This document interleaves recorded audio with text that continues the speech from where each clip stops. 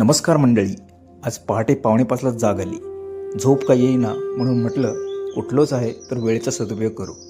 कॅलेंडरवर पाहिलं तर लक्षात आलं की आज आहे देवदिवाळी. लगेच ठरवलं की देवदिवाळीनिमित्त आज बनवूया सत्यनारायण पूजेच्या प्रसादाचा शिरा.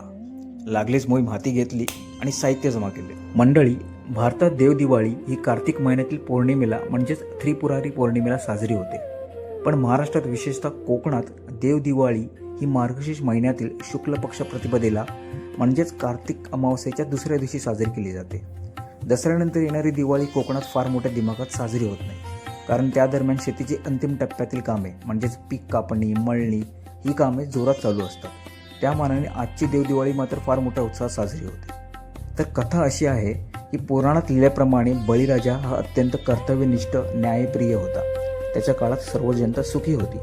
त्याने इंद्राला पराभूत करून स्वर्ग आणि पृथ्वीवर राज्य मिळवले होते. पण देवांच्या विनंतीने भगवान विष्णू यांनी वामन अवतार घेऊन बळीकडे 3 पावले भूमिदान मागितले.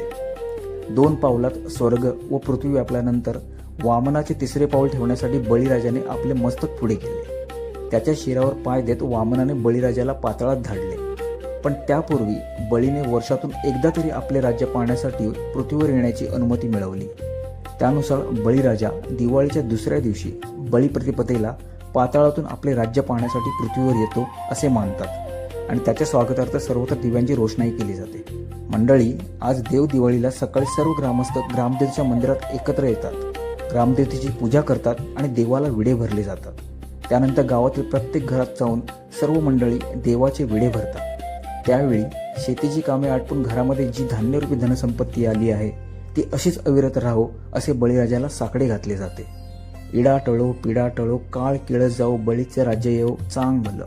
चला, माझाही शिरा तयार झाला आहे. गरमागरम शिरा, सकाळची मस्त थंडी आणि सोबतीला प्रल्हाद शिंदे यांनी गाऊन अजरामर करून ठेवलेले ऐका सत्यनारायणाची कथा हे गीत. वा, दिवसाची छान सुरुवात झाली बरं का. तुम्हालाही देवदीपावलीच्या हार्दिक शुभेच्छा.